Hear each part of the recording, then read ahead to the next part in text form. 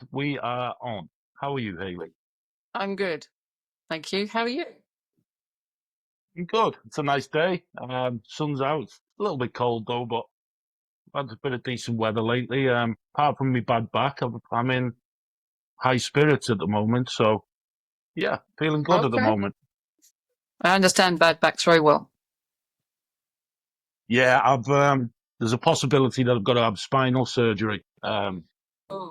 Oh wait there, my phone's gone off. Yeah, so I had some um, local anaesthetic injections into my spine about 2 weeks ago, which has took quite a lot of the pain away, but it's still not perfect. So surgery's looking like it's an option. I don't really want it, but it's got to be done, I guess. Yes. If it means a better quality of life, then it's has to be a last resort, I think, for most surgeons, really. Yeah, that's what they said to me. The doctor said, "Look, I'm only 38," so he said, I want to give you the benefit of the doubt, and let's see if we can do some, put some changes in place for you, like." I weigh a lot. I'm 21 stone nearly because I've lifted weights all my life. I'm 6'6", so Mm. if I can get my weight down a little bit, that should help a lot. And some other things, dietary change, nutrition changes, and things like that. So we'll see. We'll see how it goes over the next month or two, and see if I feel better at all. But yeah, let's get to you. And obviously, at the beginning of every podcast, I just let the guests take it away and introduce themselves, where they're from, where they grew up, hobbies, interests, and what brought you to, the coaching and the training that you're providing at the moment, really. Okay. Awesome. So I'm HAYLEY and I'm 57. Well, I'll be 57 in July, so I might as well call myself 57 now. um, and I never shy away from talking about age. I think it's a wonderful thing. Every year you get older and wiser, so it's a good thing and nothing that we should shy away from.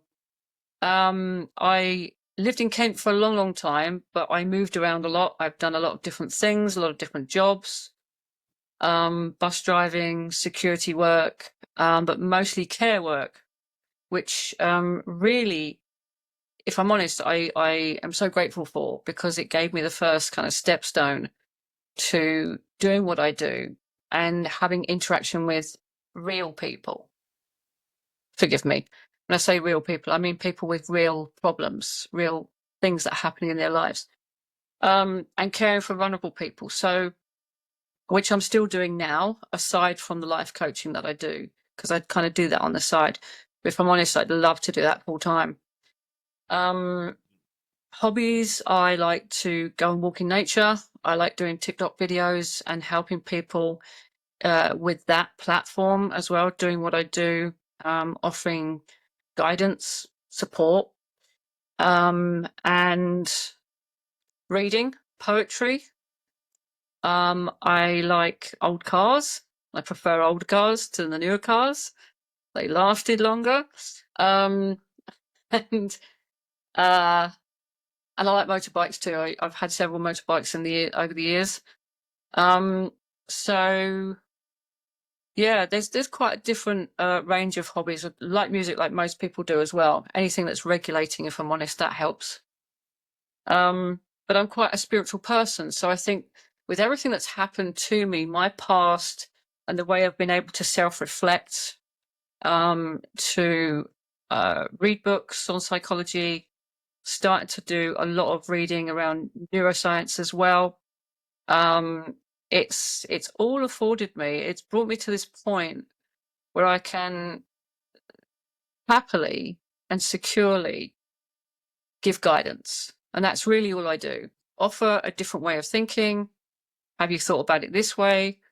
And honestly, based on the feedback that I get, um, it's paying off because people do turn around and say, I never thought about it that way.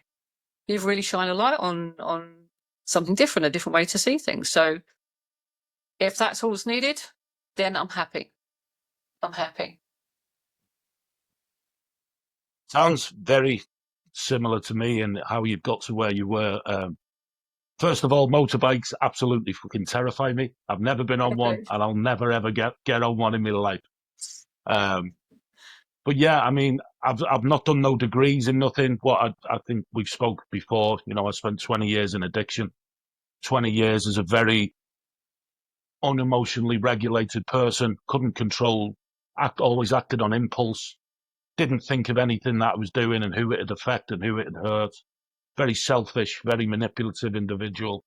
Um, and I got to the point where it was history was going to repeat itself, and it was a case of, right, you've got to change. You've got to, look in the mirror, do some work on yourself, stop blaming everybody else for your actions. And that's, that was sort of the spiritual moment, if you like, as well, because I believe I'm becoming more and more spiritual now all the time. Reading books on psychology, studying NLP at the moment. I'm doing an online NLP training with a guy from South Africa. Um, Neuroscience wasn't really a word that I'd heard until you mentioned it to me a couple of months ago. So I've started reading into that and looking into that.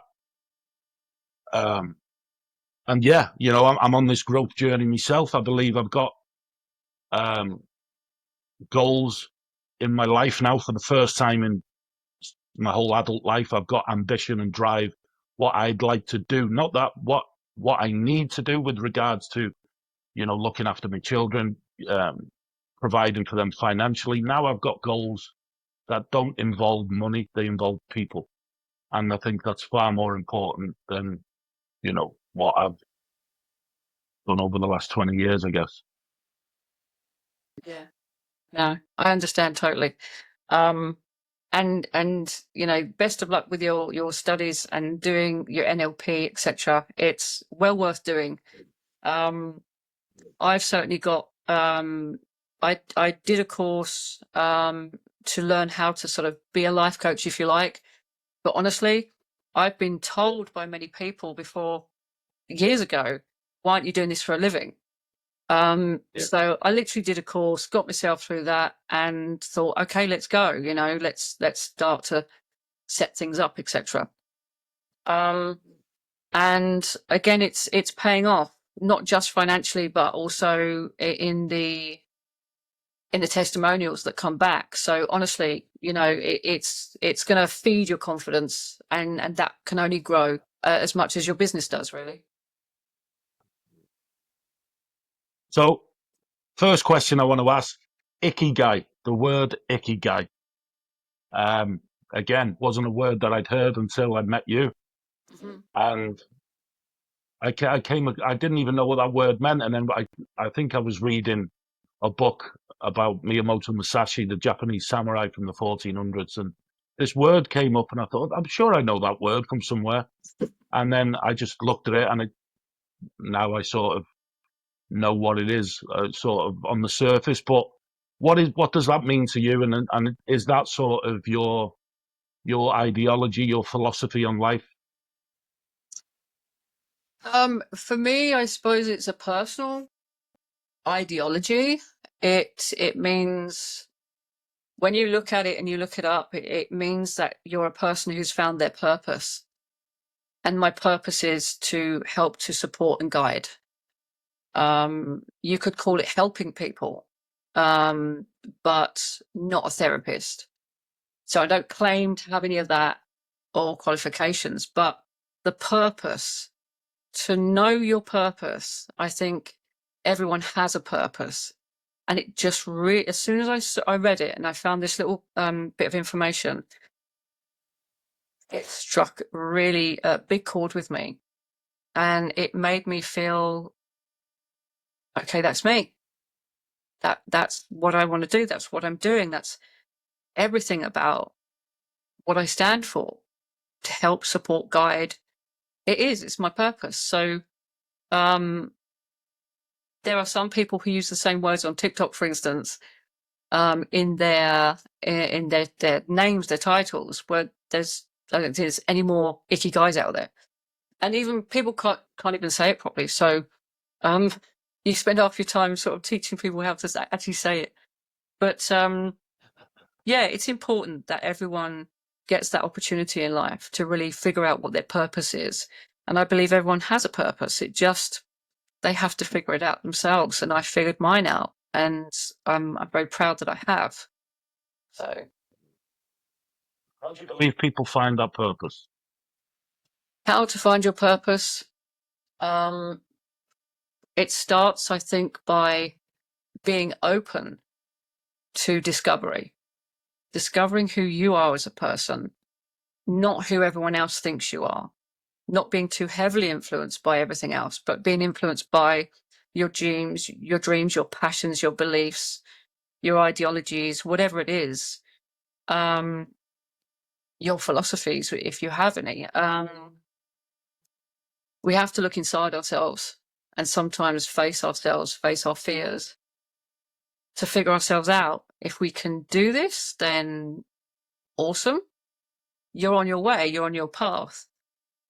But there's the questions that you sent me previous to this, a lot of those kind of questions, a lot of the things about us all come back to fear. And there's a reason why we have this innate fear that stops us from doing the things that we want to do and finding our purpose. So honestly, if you have to, then and you have the ability to, and you're open to it, then deal with your fear first, because then you're more open to discovering what your purpose is. So it's a journey. I'm in the process now of finding a mentor. Well, two actually. I've got the guy in South Africa, and I've got an ex-UFC fighter. He's a very stoic individual, and he's just written a book called Fearless by Design, and it's all about mastering your fear, facing your fears, learning how to control it. And I remember it's not his quote as such, but it's a quote that he quoted, which is the cave you fear to enter holds the treasures holds the treasures you're looking for. And it's that thing, isn't it? It's the fear of the unknown. It's the fear of the what if. What if I fail? What if I can't do it? What if I don't succeed? And a lot of them fears are what holds us back. And I went to this Master Your Mind event last year where they did sort of this hour of meditation and mindfulness training. And I went back to when I was a child, when I was afraid, when I was scared. And I had a face-to-face conversation with my childhood self, give him a hug, told him that I'll look after him. And it gives me goosebumps talking about it, and it makes me feel emotional because since that day, I came back with this sense, this belief that all this bullshit now that I've been involved with for my whole life it doesn't mean anything no more. I've found this inner strength from my childhood self, and I'm going to use that passion, and I'm going to turn my pain into purpose. And it was probably the most powerful thing that I've ever experienced as an adult. Yeah, I can totally relate to that. I recently did that chat with my younger self as well. And it's learning to understand the childhood language that we use, because as children, we can't use adult language to describe what we're feeling. So you have to listen to that in the childhood language. And even if you can't remember what you were wearing at a specific time when you were 5, for instance, you have to simply sit in that space, picture what you picture, and then start listening. And I mean, for me, it was like, that wasn't my fault. That wasn't my fault. And I just want you to hold me. I just want to be held. And it's describing the things that you then have to reparent yourself for and give yourself. Because maybe your parents aren't there anymore, or they don't understand what you still need. So they can't give it to you, but it's your responsibility, and you're accountable now. So you have to give it to yourself.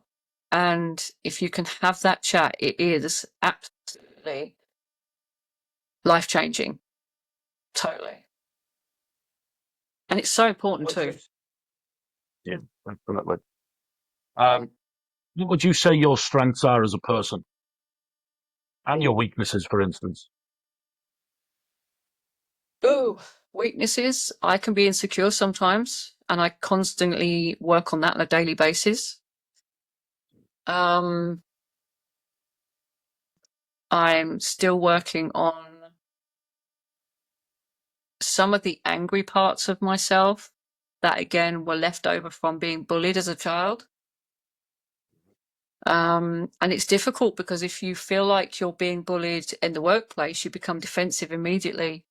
So it's about listening to what's really being said and understanding where it's coming from to then respond in the way that you should respond rather than the way you want to respond and the way your body tells you to respond and your 5-year-old self tells you to respond.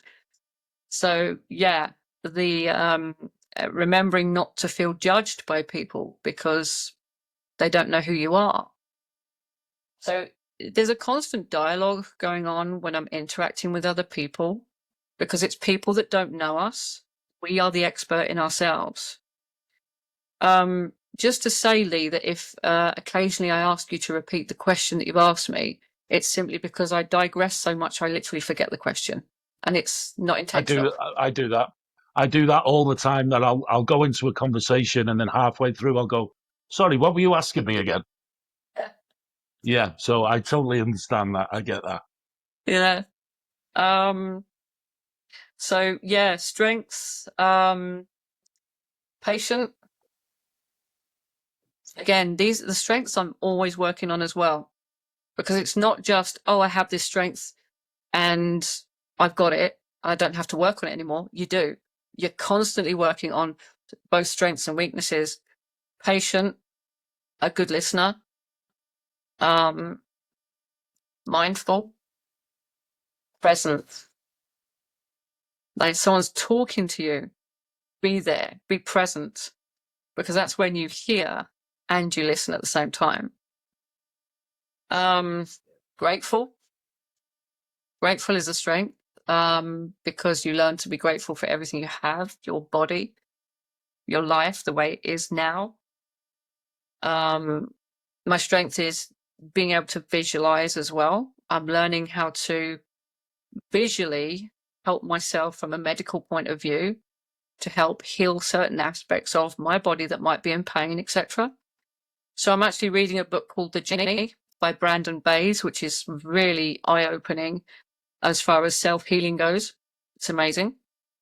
I don't know. I mean, people always ask this question and you don't really know where to go with it because you then have to talk about yourself, which you're not really used to doing.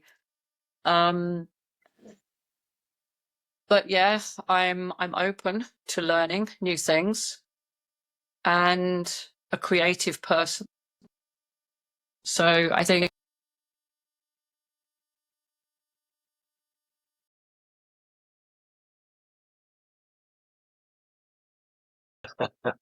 Right, round three. Yeah, so we'll jump straight into those questions. Just double check we are recording. Says it is. Yeah. So, do we really have control over anything, or is it just an illusion? so. Everything that we go through within our formative years creates who we are. It creates the personality, the little foibles we have, the little characters we walk around with, and some of the conditions that we live with today. And on that basis, we grow up in an environment where we either are given control by our parents or we are not. Either way, in life, it's quite clear to me now anyway that we have zero control over anything apart from how we respond to things. So everything is about how you respond to an argument, something that's said or done to you, around you, what have you, all based on how you're affected. So if you consider a child who grows up with their worldview of everyone's good, or the other child that grows up with everyone's bad, your opinion as you go up, your worldview, as they call it, is where you learn to define the world that's in front of you, people. So if you want to create the illusion that you're in control, it's not something that you want to do, but it happens. It just evolves. And some people believe they have control. They say, I have control because I made a plan and the plan worked. Okay, because you put the steps in place to make it work. The process you went through enabled you. You enabled yourself, or other people helped to enable you. And I think if plans work out, I think it's quite rare. I think it's great if it does. But sometimes something will just happen, just like us and that breaking the recording, that stops the plan from working. Hence, we have no control, right? Because we're not in control of what happened just then, right? It just happens. So when you learn to accept that there is no control apart from what I respond to and how I respond to that, how I actually regulate my own self and my feelings about things, once you accept that, it's a whole new world. It's a feeling and a sense that you can just walk out there and pretty much deal with whatever comes your way. But it's a constant conversation, and sometimes it's a very unconscious conversation. So no, we don't have control. There are people with conditions like OCD who feel the need to have control because at some point they realized how out of control they really are. Now, I don't mean that in a physical sense, but of their mind. So they then develop an idea that if I keep stacking things evenly and I tidy up constantly and I clean the floor and I do X, Y, Z, I've got control. And oh my God, if anyone steps on that floor after I've just spent hours cleaning it, yeah, I'm going to take control of them as well. So I push my emotions out onto others as well, because I want them to understand I'm in control, because it was taken away from me. I've now got it back. I'm an adult now. So you have to do what I say. So there's so many different elements to this, like little, what I call little shoot-offs, that can play out quite badly in our lives and present us as controlling individuals. I recently, just to share with you quickly, I recently had a friendship go south in the bin because the guy didn't understand what I was saying about how he's trying to control the situation. He interpreted that as I'm saying he's trying to control someone. That's not what I was explaining. So he didn't grasp it, and he decided that he would get angry with me. I said, dude, we need to part ways. You're taking this way too personally. This is not about you. This is about your past and how the control was taken away from you. So therefore, because you want to help people so much, and he was a big helper.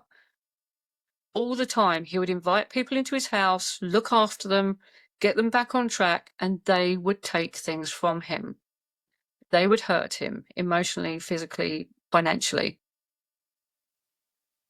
I said, when you stop needing or feel the need to control those situations and help the way you are and take people in, you'll then find that you'll understand what I'm getting at, and you'll find a bit of peace in your life, and you won't need or feel the need to keep helping people the way you are.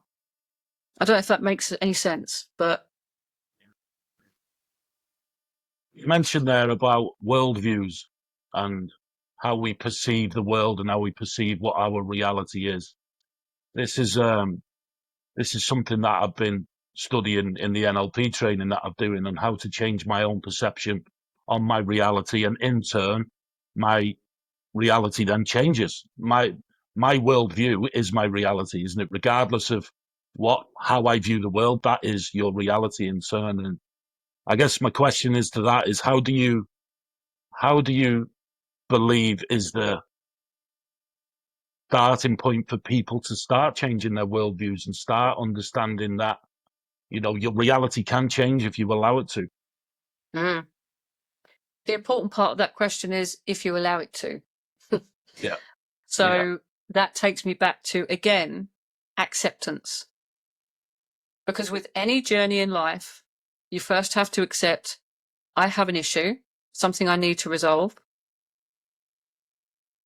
Accept that you're going to work on that and it's going to be hard, and accept what the possible outcomes are, because they can be good or bad. Generally, they're pretty good. So it's acceptance. Start there. Yeah, and just basically realize that you have the capability, because we're born perfect. I don't care if you've got disabilities. You're born perfect. Every child has the ability to play the piano. We just don't put our hands on the keys. We don't learn. Yeah, I like that. Right? Bruce, So, Bruce Lee said, pretty similar to what you're saying there. I've read his book, The Tao of Jeet Kune Do, and he says in the book that as children, we have the ability to change the world. It's the world that changes us as we get older. Um, and as we get older and older, these abilities and these superpowers that we could possibly achieve shut down, and in the end, they die. It's our world. I don't want to say the word kills, but our word kills our ability to be superheroes. Not, it's down to us then to try and reopen those abilities and learn to understand how to create new abilities. And I think that's a really powerful concept. We can all change the piano. We can all play the piano. We just don't put our hands on the keys. I like that. I like that quote. I've never heard that before. it's very, My next it's, question. Sorry, go on. that's okay. I was just going to kind of match it with the same analogy where you say, we're all staring at the mountain. You've just got to take the first step. The mountain isn't the issue. Yeah, It's taking the first step. It's the same thing, really. yeah. Um, we've touched on it already, and I think I already know your answer. But do our past traumas um, create our reality and shape how we see the world today? Yeah. Again, based on how we were parented, you have a worldview. However, that's not written in stone, because I'm so different to my two siblings. One grew up in a very angry way, so defensive, has tunnel vision, doesn't want to see anything outside of that. And it's all about them. It's all about me. So the younger one was very diplomatic. She would watch everything that would happen and learn from it and choose to do it in her own way, in a very diplomatic way. And then there's me in the middle.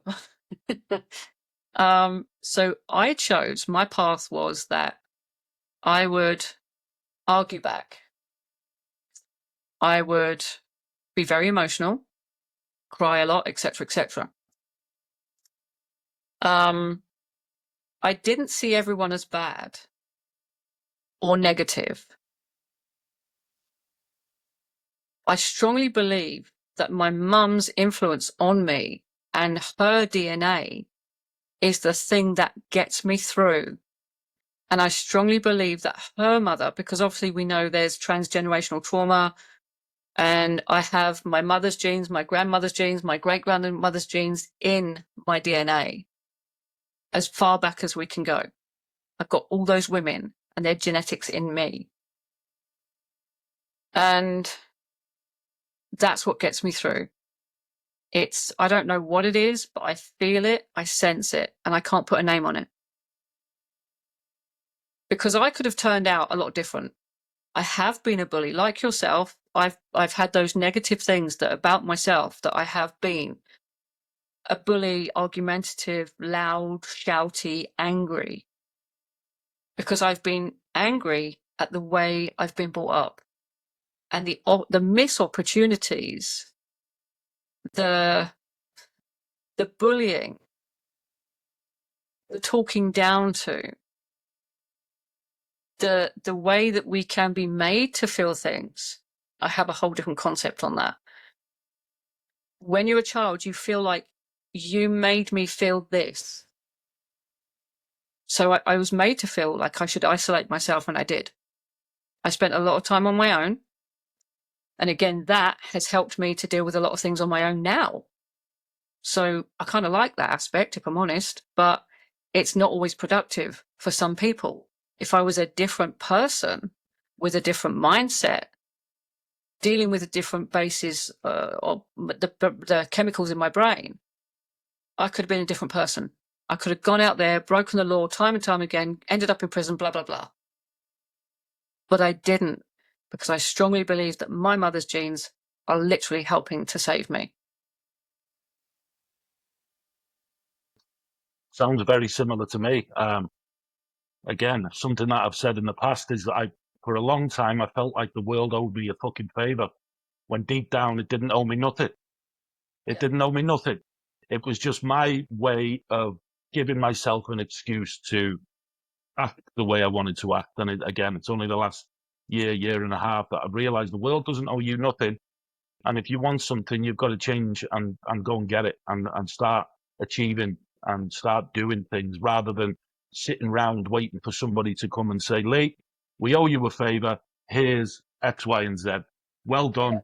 Thank you know, and it's the world doesn't work that way, and there's far worse stories out there than mine. And again, I'm not trying to compare, but you know, we've just got to get out there, and if you want something, we've got to put the work in, right? Nothing comes easy anymore, or ever. Nothing ever comes easy. Exactly. But we have choices, either to succeed or fail. And it's your responsibility to choose that, act on it, and respond accordingly. Because everything is about how you respond. So, I mean, to look at question 3, you know, doubt and fear and ego work together. I don't know, I'll leave you to ask the question so that people know what we're going on about, but everything's leading into the next question a little bit here for me. Yeah, that's what I find usually. A lot of the times, the questions will appear through the conversation. I just want to touch on that piece about what you mentioned about failure. You know, again, I stayed away from the word failure for a long time. But again, through the readings and people that I listen to on podcasts or YouTube or whatever, the word failure it's a perception of, it's whatever you want it to be. It can be something that stops you or something that drives you. And a lot of the time, for the majority of the population, when we fail, we beat ourselves up. We think, oh, I can't carry on with sort of that aspect of my life because I've failed and I'm not good at it. When failure is just it's a learning. The best way to look at failure is to learn from it and do it again better. Exactly. But yeah. Question 3 was, why is it easier to doubt ourselves than to believe our own potential? Because as a child, again, if you were brought up in an environment that was chaotic and unpredictable, painful, loud, shouty, slamming doors, the fear of being confronted, being told to shut up, be quiet, and having your leg slapped or something, with the physical, the emotional, you learn that if I do something, I'll feel scared. There'll be a response. You become hyper aware, hyper vigilant. And I've lived all that way all my life. A lot of people have. So hyper aware, in fact, with some people, they literally shut down. The things I could tell you. It's one of the saddest things for me to know that we are driven, all of us are driven by something we're scared of. It drives us. And again, as you say, it can either motivate you or it can hold you in one place. What we do, once we have a bad experience as a child, we then go looking for something that's familiar to that. So you've got, and I have to go there for a second. You've got women that will end up in a relationship where there's a lot of DV. Do you want me to explain DV just for people, or will they understand? Yeah, you can explain it. Yeah. Okay. So DV meaning domestic violence. So if you experienced physical abuse, you literally go looking for it. It's not something you ask for. Of course it isn't, but you're looking for familiarity. And what's familiar is this person that's loving. First of all, they will love bomb you, and then they'll start showing their true selves. And eventually it turns into something physical, which again is familiar. So you think that, well, you don't, again, it's not a conscious thought. You don't think it's okay, but you're familiar with that. If somebody came into your life all of a sudden, based on your history, and just give you genuine acknowledgement and love, attention, kindness, time, patience, you've got no way of understanding it and you don't know how to respond to it. So you literally push it away. That's what happens. Everything is based on how we were or were not loved. Everything. One, because it changes your brain. Once your brain is changed, potentially we could call it damaged brain. So we are brain damaged by our history, by the way that we've been brought up. If there's no love connection, your brain literally doesn't feel and doesn't grow the way it's meant to grow. We know this through neuroscience. If a child is loved, nurtured, given attention, guided, has patience from their parents, is shown how to do things in a patient and kind and loving way, they can achieve anything they want. They can. And they will have great confidence, great self-esteem. They may have the odd insecurity, but essentially they can fly. Most of us, Well, we didn't get that. So we have to create our own superpower, which is disassociation. It's a superpower because it's where you go to protect yourself. I mean, again, this conversation can go off in so many different directions, and my brain's going, wow, there's so much to say. But yeah, it's that connection. You're looking for familiar. So what I did in relationships, I would go out and look for familiar things that would create arguments. I would create arguments because it was familiar for me. That's all I knew as a kid. If I knew something different, I wouldn't argue with you. I'd say, oh, okay, yeah, I see your point of view. And I might be too agreeable because it does depend on how you were taught. If you've got those mechanisms, if you've got those tools to use within the relationships. So I've gone relationship, time and time again, literally sabotaging, self-sabotaging. So yeah, if you have doubt, it's because you have fear. Your ego is playing a part. And fear and ego work together to control everything. So again, if you can learn to sit in a space of, I'm listening to my ego, I'm listening to my fear, I shouldn't react this way, then you don't, because you're so self-aware.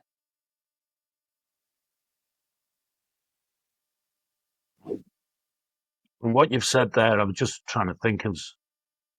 You mentioned that we shut down when we become hypervigilant or hypersensitive to fear. That's something, thinking about it now, that I've done my whole life, is even now probably I still do it, is when I've struggled a lot with anxiety over the years, the fear of something that doesn't even exist most of the time. Yeah. And one of the only thing that tends to come from that is I shut down. I'll isolate myself in the house. I'll surround myself with things that make me feel better, like movies. Movies has probably been one my whole life, where when I struggle with anxiety or that fear, I'll just lock myself away and watch film after film after film after film. I've done that since I was a little boy. Um, that's probably, that's ingrained into me from when I was a child. I was scared. I was afraid. I'd lock myself away and put a film on. And that was sort of my escape, and probably still is now. And to be honest, I don't mind that. As long as I don't do it as much as what I used to, but it's still nice to have that connection with my childhood self, probably being able to sit there and disappear into a film and, Marvel films and stuff that I enjoyed when I was a kid. I still like those things. I still like superhero movies and all that type of stuff. And I just sort of questioned myself then when you said it. And, is that something that needs to be dealt with or controlled? And I think the answer is more, it's controlled rather than dealt with, because that's a part of my life that, even though I'm isolating, I enjoy it. And it's my safe space, I'd say, to sit there and ponder on my thoughts and why I'm fearing what I'm fearing. And yeah, I guess I just wanted to share that with you. Yeah, no, I'm glad you did. It's a form of disassociation, the same as picking a book up and reading. We disassociate, we can shut off, but also to know that the brain will shut down bad memories. And until we get therapy, hypnotherapy, or anything like that, we cannot access those memories. So a lot of people actually walk around thinking nothing's wrong with them. Sorry, not to say anything's wrong with somebody. They think that nothing's happened to them because they simply don't remember it. Your brain has the capacity to shut it away until it's brought out. Yeah, and again, that was something that I've learned through this NLP, is that the brain distorts, deletes, and files away every single memory. And I think you might correct me, but I'm pretty sure the number was around six. We take in 6 million sensory images every second or something like that. It's a crazy number. And then, it's difficult to sort of perceive just how much knowledge and images we take in throughout our lives. And like you said there, that the brain and the body holds on to virtually all of that stuff. And it's about unlocking the certain aspects and certain images and feelings and emotions that we've had in the past, and I'm learning to deal with those emotions in order to progress in life. Yeah, for sure. We have very busy brains. And again, when you're a child, you have no idea of how you're going to deal with things. Your emotions, you've got no idea, no tools to use, no mechanisms. So we take one mechanism as a child that is fear-based. It turns into a coping mechanism as an adult, like the films, watching the films. Once it was about fear and shutting away. Now it's about, this is how I cope, and this is how I sometimes feel better and calm myself down. And that's okay. Perfect. Yeah. Next question. What's stopping you from taking action on something that you truly want? Fear. Again. Right? Yeah. Because again, unfortunately, it comes down to the things that hold us back is all based in fear. Because I was bullied. I'm going to call him my father. For want of a better word, I usually call him sperm donor. Sorry. Yeah, I better just say that. Yeah. But he would ask, why don't you grow your hair? Why don't you wear, skirts and dresses and stuff like that? And these were these kind of not constant questions, but questions that I remember because they stood out to me. And it was because I believe my dad's on the spectrum. Therefore, he believes in his world, in his worldview, everyone should be the same. Right? I'm a man. I can tell who looks like a man. I don't have to. So I grew up having to remind him on a daily, I don't have to look like anyone else. I am me. I'm an individual. So I literally would fight against that, constantly get my hair cut short, constantly wearing trousers and not skirts and feeling pretty damn comfortable with who I was. But then having this bullying attitude and these questions, why? Because I can, because that's who I am. That's what I'm comfortable with.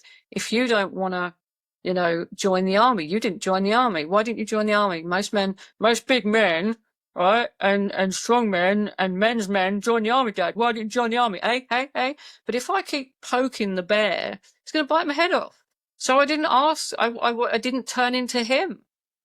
You see, I chose every time to probably as a kid shrink down, but every now and then I'd feel brave and go, actually, I'm going to tell you exactly how I feel. And then I get told off for it, sent to my room or slapped or whatever. And I was the most vocal out of the three of us. So we are controlled by fear. It's just that one and only word. When you learn that you don't have to be controlled by that fear any longer, you're not in the same space anymore. You're not that 5-year-old child. And that's why it's so important you have that chat with yourself to eradicate some of those fears and say, you're going to be okay, right? Because you weren't in control of that. You were living in chaos, unpredictability. This is why I keep saying we talk about unpredictability because there's no control over anything. Do we know what's going to happen in the next 5 seconds? No. But how are you going to respond to it when it does? If it does? Planning? Good luck with that. Plan all you like. Make it happen if you can. But understand that something might get in your way. It's going to change your plan. Because we don't know what's going to happen. And that, I think, is the one thing that we then learn to struggle with. We develop a struggle. So I'm struggling with anxiety. Anxiety comes from fear. That's where mine comes from. The fear of being confronted, time and time again, shouted at, spoken down to, etc. And I learned how to do all those things because I had such a good teacher. I'm not grateful. But what it did for me, it's, and again, I've looked at this. I've seen all the negatives and I now see the positives. The positives are, I can be assertive. I can tell people where my boundaries are. I can listen better now because I've had to learn to listen to how I speak. Training carers in a massive room and identifying, this is about 4.5 years ago. Because of the way I said and what I said, I made someone cry. Now, that wasn't my intention because everything we do should be done with intention. But she had that response based on the way that she grew up. But what she heard was authoritarian speak and the words that I used. So we sat down afterwards. I said, I'm so sorry if you felt a certain way based on what I said. But I also talked to her about her childhood. Turns out she had a very similar childhood to me in the way that she was bullied, aggression and stuff like that. So I aggravated the child inside. It triggered her. So we talked about it and she felt much better once we'd done. So when you learn to identify those things, you learn to listen to how you speak, you learn to control it. I'm getting too high, I'm getting too passionate, bring it down. And that's easily done by reading a book aloud every single day, whenever you can. But listen to every word that you say and how you say it, the cadence of your voice, etc. But yeah, fear for me is the answer to that question every time. How much of our fear is real and how much is it just our brain trying to protect us? So again, your brain will protect you every time. Your fear in your brain, or that's generated by your imagination, your insecurities and everything else. And of course, based on what's happened to us, you will believe the lies that your brain tells you. Then you're stuck with the fear. So your brain is, let's imagine there are 4 sections. You've got the top section, that's your cortex. What some people would say the frontal cortex. You've then got the limbic region, which is the biggest area of your brain that holds memory, but your whole brain actually generates memory. You've then got the diencephalon, which is where your body's regulation, your mobility is all controlled, your digestive system, and then you've got the lower brain. We grow from your lower brain. That's the first part of your body that grows.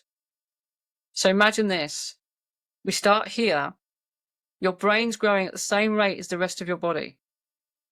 You then become that child that sits inside the womb. But that right there at the bottom, the base of your brain, is where you grow from.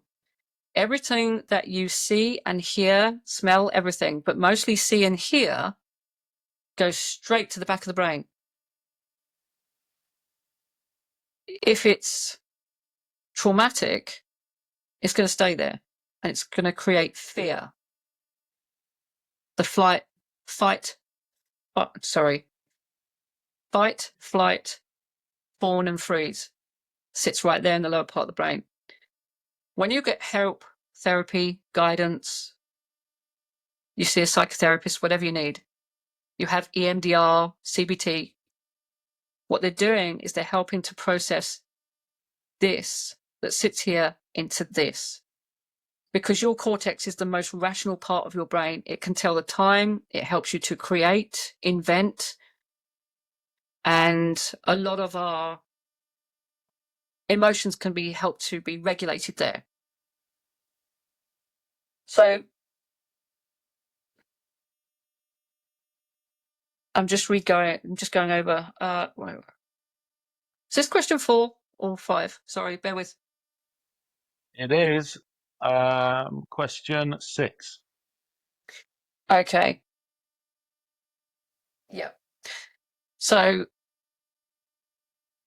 knowing what I know about that, what I've managed to do with my clients, just to say, is that I've managed to get this fear and these ideas of false lies into the cortex so they can rationalize it. You identify then when they first turn around and say, "Now, right, so that's why." Okay, so I'm going to tell you now, Hayley, that this is why I'm doing what I'm doing. I've worked it out. I've figured this out. When they say I figured it out, they're opening up the cortex. They got it. They can start, and that gate opens a flood. The floodgates open, and all of a sudden, it gives me such a buzz just to see them literally open that cortex up and realize that they can now help themselves to literally regulate, understand, assess. Do you know what I mean? It's so good to see. But all fear is real, and we have to again say, right, I'm going to validate your feelings. What are we afraid of? Assess that. Yeah. We think things should go the way they should, the plans, the things that we organize, and sometimes they don't, and they frustrate us, and to a degree they scare us. Because we need to get somewhere. This is a plan. I have a destination. Why can't we get there? Why can't I achieve the small goal of making toast or tea or the silly little things? Shit, now I've spilt the milk on the floor. Now I've got to clean that up. So I'm going to run late for work and all this kind of stuff. Again, we're out of control. We're not in control of the things that happen unless you control how you're feeling in that moment. Take your time. Slow down the process. The way you're thinking has to slow down. The way you're doing physically has to slow down. Because then you feel in control. And weirdly enough, I'm going to use this as an example. What I'm touching is also what I'm feeling. And is also what I'm now controlling. Put it down. Feel everything. Then you control yourself better. Be in touch with your feelings. And I mean these things, the things you feel physically. So when they talk about grounding, that's feeling things physically. Identify, that's grass. What does it feel like? Is it crunchy? Is it soft? Is it wet? You know? So it's feeling something. What does it feel like? Describe it. Slow it down. Stop rushing so much. This rushing won't help your body to rush. You'll just break stuff. You'll fall over. You'll spill things. And then we get angry. Says, what's your concept of simplicity?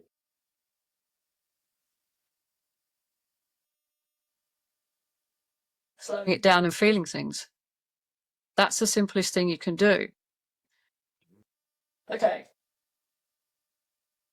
I guess one way to explain simplicity is a bit like explaining to a blind person what the clouds are. What clouds are. If they've never seen clouds, how would you? So this is one question for you now. So I'm going to back this back to you. One thing, okay? If you were to explain to someone who's blind, never seen the clouds before, how would you describe clouds?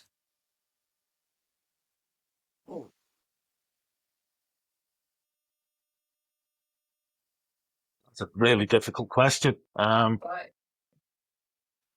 I don't think I could. I mean, I could explain it in how I can see it and how I visualize it and how I perceive it, but to them, that means nothing, I guess.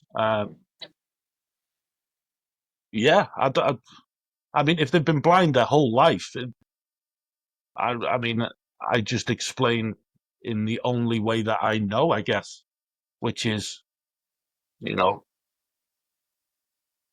there's,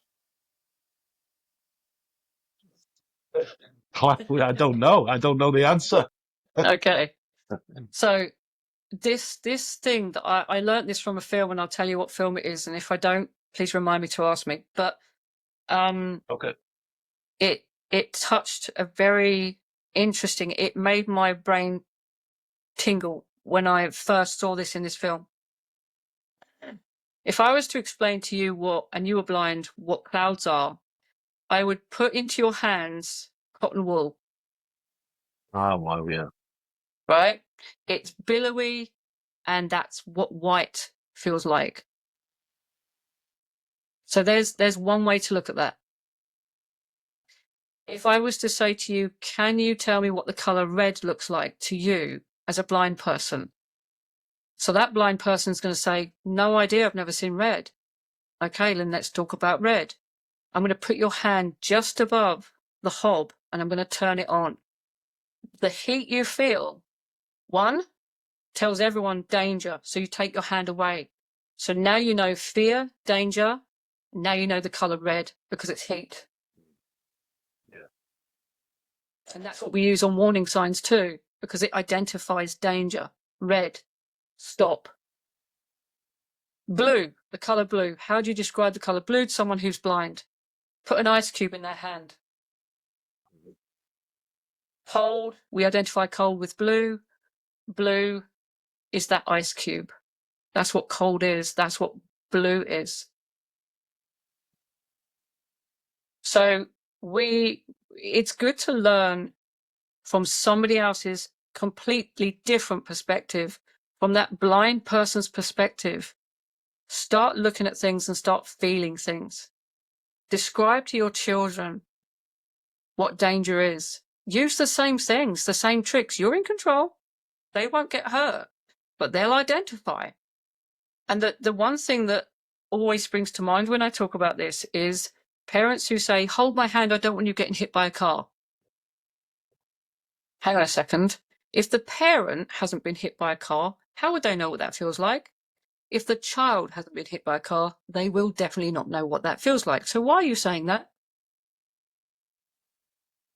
Why don't we just show them what the potential could be?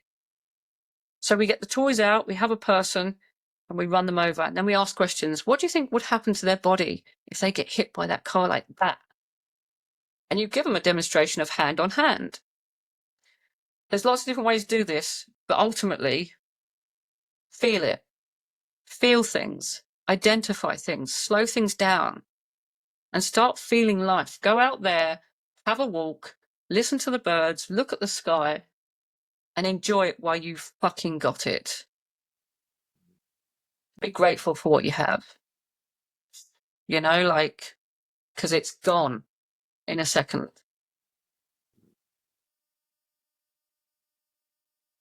Yeah, that's really, really powerful. That concept of the question about the clouds and the blind man. That's really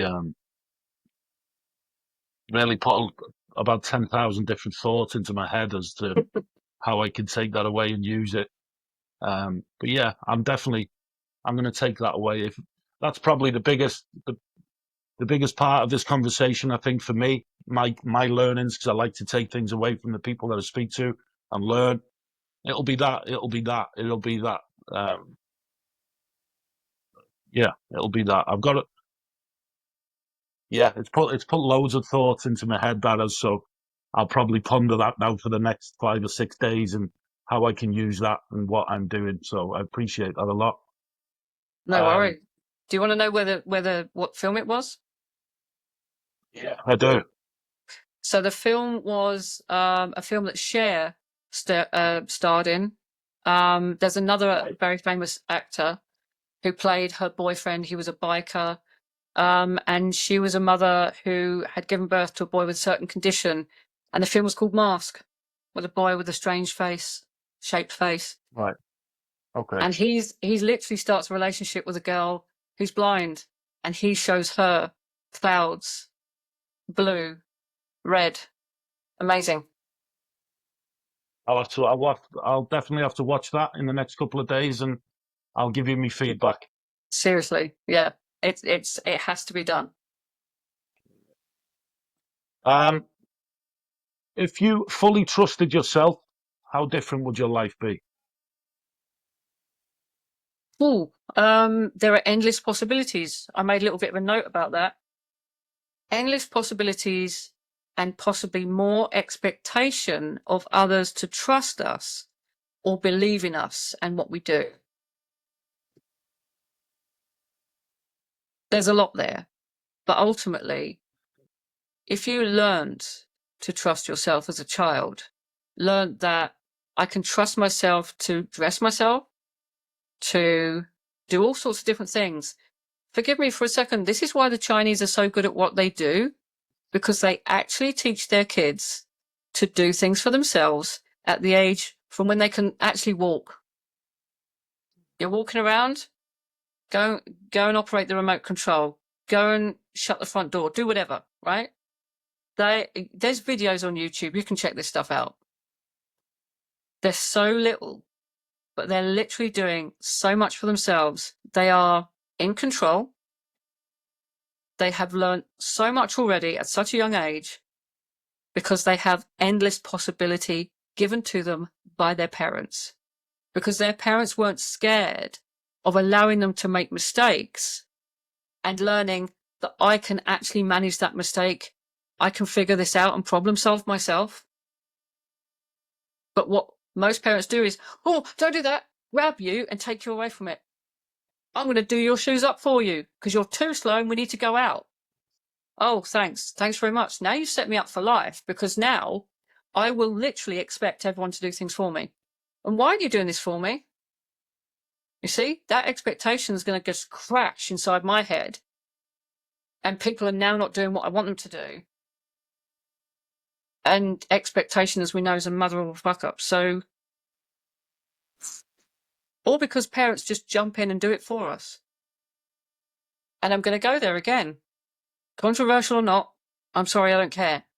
If you're handing your child a phone or a tablet because you're too busy to pay attention, to parent, to be with, engage, give time, patience, love, attention, why are we questioning why they have ADHD? Really? That's what you're doing? If my brain doesn't get what it needs, as a baby, as a small child, love, time, attention, nurturing. If you don't give me those things, you're going to see a lot of different behaviors because you just changed my brain. My brain is malleable. I can learn those things again as an adult because your brain's malleable. Children are not resilient. Don't ever say that. They're not. They can learn and they can adapt the same way adults do. But they're not resilient. They will hold on to that pain And oh my God, they will throw it at you when they're older in any shape or form. It's going to come up in lots of different ways. So again, don't blame the parent because they didn't know what the fuck they were doing. No parent does. There's no book. There's no rule. Yeah, that's something that I've mentioned on previous podcasts, is that the aggression, the anger, and the unforgiveness I had towards both my parents. And it was only, my son's 17 now, my daughter's 13. But it's only when you become a parent and you go through the struggles of being a parent and the struggles of life that you realize that being a parent doesn't come with a fucking step-by-step book on, each day we do this and this day we do this. And life's hard, life's difficult. And, life throws things at us where we really haven't got the answers for. And, it's how we look back on previous days, which makes the next day better, I think. We can look back on yesterday and use the experiences of yesterday to be better tomorrow, and just keep doing that. And I really believe that's how I'm having the ability to be a better parent, because there's a lot of stuff that I need to work on as being a father. There's a hell of a lot of things that I need to work on, but I'm using yesterday as a purpose to be better tomorrow. And I think if we're talking in simplistic terms, I think that's probably the best solution that I can give to myself and to my children at the moment is, just don't. For a long, long time, I lived for holidays. I lived for something that was going to happen in 3 months' time, and I probably missed. Fucking hell! If we're breaking it down into days, I probably missed 6 months to 12 months of spending quality time with my children due to, living for moments rather than living for the time itself. Yeah. And we try to live vicariously through our children sometimes. I didn't get to do that, so you're going to do it. Without actually giving them the choice whether they want to do it or not, whether it's natural interest. I was taken to church. Didn't make me a God-fearing person. Because when I was old enough, I stopped going. I didn't like it. I respect it, but it's not for me. Do you believe that we step away from that vicarious treatment? Because that is something that happens a lot. I don't do that anymore. When my son was really young, I used to make him play football and make him go to boxing and play golf and things like this, and he doesn't like any of them. So it's how do we sort of be a parent, but yet allow our children to become who they're destined to be? Do you know what? It's about put yourself aside, because this isn't about you. This isn't you. This isn't your life. It's theirs. As soon as they're old enough, they're going to fuck off, find their own space, and do that whatever the hell they like anyway. And that's the part you won't like, because that goes against your grain, right? So relax, chill out, okay? And remember, this is not your life. It is their life. They will fall over and get back up again, whether you're there or not. And it's coming to terms with the very fact that you have to step away from something that you've been doing for 18 years. And that must be the hardest thing ever. I'm not a parent, so I can't, I do my best to have a point of view on this and to base it on my own upbringing, because that's all I've got. But when I've watched other videos about parenting, etc., I see there's two sides to parenting. There's my life and who I used to be and how I was parented. Do I want to push that onto you? Not really. Unless it was genuinely amazing and great, then yeah, give those, but give children the opportunity to have an experience. So when we say, for instance, don't run on the grass, just let them run on the grass. Let's see what happens. What's the worst that can happen? Do we know the grass is safe? There's no needles, glass, dog poo. Yes, tick that box. Right, go run on the grass then. Go and feel it. Go outside when it's raining and get them to literally stand there and do this. And go out and do it with them. Because this is sensory. They need to feel and have an opportunity to grow within their feelings, the sensory things around them. They're learning about the world. You will never have control. You probably figured that out already. You probably figured that out in the first 10 minutes when you picked your child up and they peed on you. Okay? Yeah. So don't tell me you have any control over your kids. You essentially do not. What you can control is how much time you tell them to spend in their bedroom. You're not coming out until it's dinner time. So punishment is a whole different thing. We can do a whole podcast on that, let me tell you. But they have to experience things. And just because you're scared doesn't mean they should be. Just because you experienced it doesn't mean they should experience it. They will experience things a different way to you. They always will. They're their own person. They are having feelings that you probably never had because it's a whole different world. Just stop expecting kids to do what you think they should do and encourage the nurturing. Encourage them to learn and grow. Be there to say, do you know what? It didn't end well, did it? Do you want to talk about it? Yeah, let's do that. But again, it brings up for me this one thing. My parents always told me to be quiet, I'm talking, be quiet, I'm talking, be quiet, I'm on the phone, be quiet, I'm busy. So I didn't talk to them. And then, funnily enough, at the age of 15, and I had my first relationship, right? I start dating boys.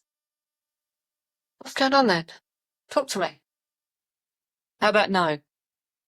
How about no? Because for all of those 15 years, you told me to shut up. And you think I want to talk to you now? Yeah, no, I'm all right, thanks. I'll deal with it myself. So then I internalize everything. Thanks, Mum and Dad. Appreciate that. Thanks for telling me to shut the fuck up for 15 years, yeah? So, and they wonder why we get angry and resentful. Well, duh. But again, I cannot blame my parents because they didn't know what they were doing. They based their parenting on what they went through. It's that simple. My responsibility is to be accountable for myself and fix myself. I have to reparent myself.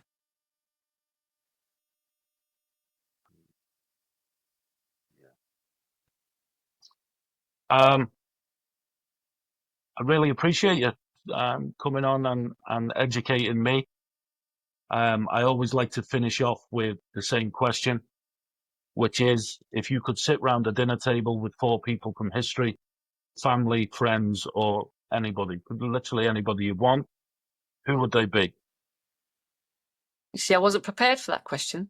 Right, so I don't ever tell anybody I'm going to ask it for that reason. Okay. That's such a difficult one. I think my father's father, I would love to know what his childhood would be like, because then that gives me more insight into mine and my father's. Okay.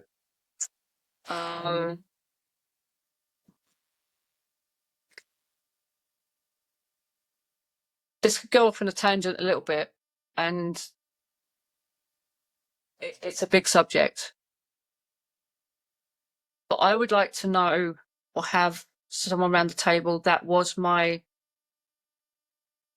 first relative, if that makes sense, in my lineage. Go right back to, and I know that person's black, by the way. All of our first relatives are black. I agree. I've said this for a long, long time. Yeah. So the idea of racism is kicked out by that, isn't it? Completely. Hey ho, what can you do? Plenty of people will argue that with you, but so who else? I think probably Leonardo da Vinci. One, because I admire his artwork. He was one of the first people to draw the human body when somebody was doing the autopsies and whatnot. And yeah, I just love his artwork and yeah, as a person. And I think someone from music, I would love to have Pink around the table. Incredible human, amazing woman, amazing mother, and has the same kind of ideals about parenting that I would have if I was a parent. Totally. Totally. She's a mountain. Supposed to be fantastic to go and watch live. I've never watched her, but you know, Yeah, she is. apparently she's supposed to be amazing. She's incredible. Yeah. That's it. Thank you very Awesome. much. I appreciate your time. You're very welcome. Thank you. I appreciate the opportunity. Really do. And obviously, the more people that I meet, I'm going to do a lot more topic-based conversations in the future, where I'll probably have 2 or 3 people come on together. And, you know, I don't like using the word debate, but, you know, just to get the juices flowing in the brain and get some, you know, really interesting conversations together. So I'm sure, you know, with your knowledge and what you do, you can be a part of that for sure. Sure. No, I'd love that. Awesome. Look forward to it. Cool. Right. I'm going to obviously press stop now. So I'm not being rude. You'll just disappear off the screen. No worries. I'll send you a message. Okay. Oh, cool. Cool. Thank you very much. See you soon. Cheers, Lee. Take care. Bye bye. Bye bye.